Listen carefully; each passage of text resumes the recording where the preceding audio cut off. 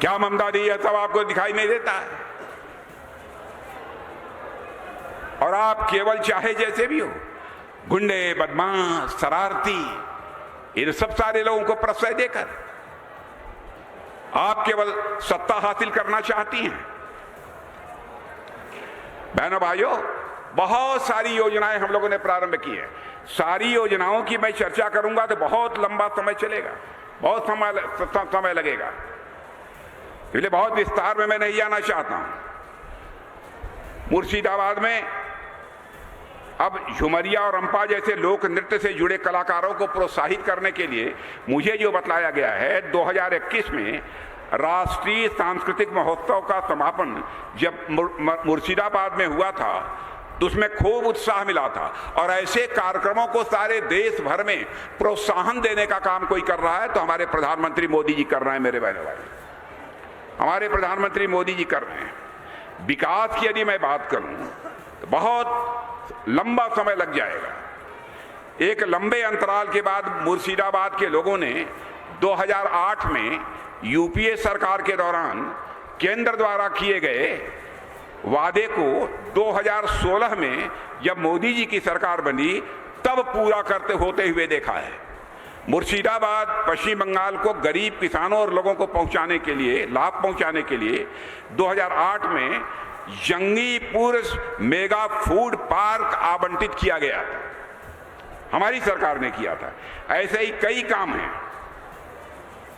जब इनमें सारी चीजों की चर्चा करूंगा बहुत ही लंबा समय लगेगा।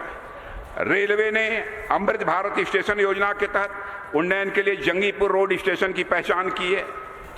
इतना ही नहीं, मुर्शिदाबाद में नाशीपुर रेलवे पुल के निर्माण का अंतिम चरण 2022 में शुरू कराया, हमारी सरकार ने कराया। राष्ट्रीय राजमार्ग 34 बरुआ मोड़ बेलडांगा शहर से होकर गुजरता है। केंद्र सरकार ने सबकी यहां चिंता की, बीड़ी बनाने वाले जो हमारे श्रमिक हैं उनकी भी उन्होंने चिंता की है। बीड़ी श्रमिकों और उनके परिवारों के लिए श्रमिक कल्याण योजना चला रही है हमारी सरकार। और देश में लगभग 50 लाख बीड़ी श्रमिक हैं, जिनमें से 18-19 लाख बीड़ी श्रमिक कहीं के हैं तो हमारे पश्चिम बंगाल के हैं। हम योजनाओं में स्वास्थ्य लाभ, स्वास्थ्य देखभाल सुविधा, छात्रवृत्ति और आवास, यह सब भी सारी सुविधा बनाने की, यहाँ पर उनको दिए जाने की कोशिश कर रहे हैं। लेकिन हर चीज में बाधा पैदा करने का काम यदि कोई कर रहा है तो ममता जी कर रही है। इसलिए मैं आज आप सबसे अपील करने आया हूं मेरे बहनों भाइयों कि ममता जी की अब यहां से छुट्टी करिए। और अब तो बड़े बड़े राजनीतिक पर्यवेक्षक और बड़ी बड़ी जो सर्वे एजेंसी हैं, अब उनका भी यह मानना है, जो मुझे जानकारी मिली है, उनका भी यह मानना है कि अब पश्चिमी बंगाल में इस बार लोकसभा के चुनाव में भारतीय जनता पार्टी 30 से अधिक सीटों पर विजय प्राप्त करने जा रही है, 30 से अधिक सीटों पर विजय प्राप्त करने जा रही है। और आज मैं आपको बताकर जाना चाहता हूं मेरे बहनों भाइयों, इस बार लोकसभा के चुनाव में 30 से अधिक सीटों पर भारतीय जनता पार्टी को विजय दिला दो। मैं डंके की चोट पर कहना चाहता हूं, पश्चिम बंगाल में अगली सरकार यदि किसी की होगी तो भारतीय जनता पार्टी की सरकार होगी, भारतीय जनता पार्टी की सरकार होगी। इन्हीं शब्दों के साथ मैं आप सबको धन्यवाद देते हुए और हमारे कैंडिडेट ये गौरी शंकर घोष, देखिए ये एमएलए हैं। आपने देखा होगा गौरी शंकर घोष जब बोल रहे थे कितना अच्छा बोल रहे थे, बहुत ही डायनेमिक कैंडिडेट हैं। भारतीय जनता पार्टी ने सोच समझकर, नाप तौल कर तब गौरी शंकर घोष को चुनाव के मैदान में उतारा है। तो ये बतलाइए, गौरी शंकर घोष को जिता देंगे? जिता देंगे? जिता देंगे तो एक बार हाथ उठाकर ताली सब लोग बजाइए तो मैं मान लूं जिता देंगे। सब लोग हाथ ऊपर करके ताली बजाइए, हाथ ऊपर करके, वाह।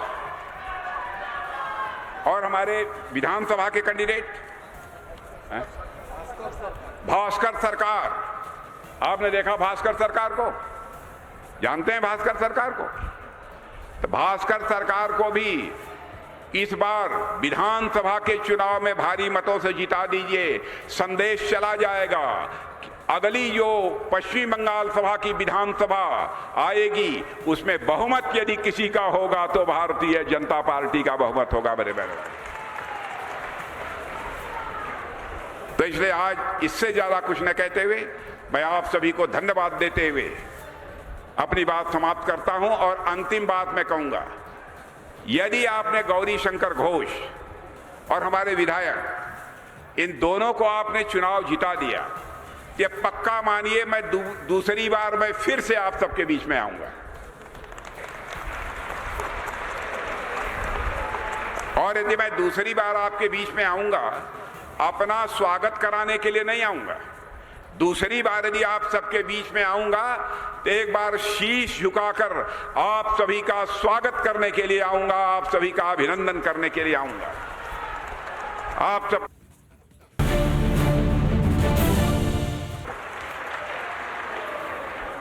क्या ममता दी है, सब आपको दिखाई नहीं देता है। और आप केवल चाहे जैसे भी हो, गुंडे, बदमाश, शरारती, इन सब सारे लोगों को प्रश्रय देकर आप केवल सत्ता हासिल करना चाहती हैं। बहनों भाइयों, बहुत सारी योजनाएं हम लोगों ने प्रारंभ की है। सारी योजनाओं की मैं चर्चा करूंगा तो बहुत लंबा समय चलेगा, बहुत समय लगेगा, इसलिए बहुत विस्तार में मैं नहीं जाना चाहता हूं।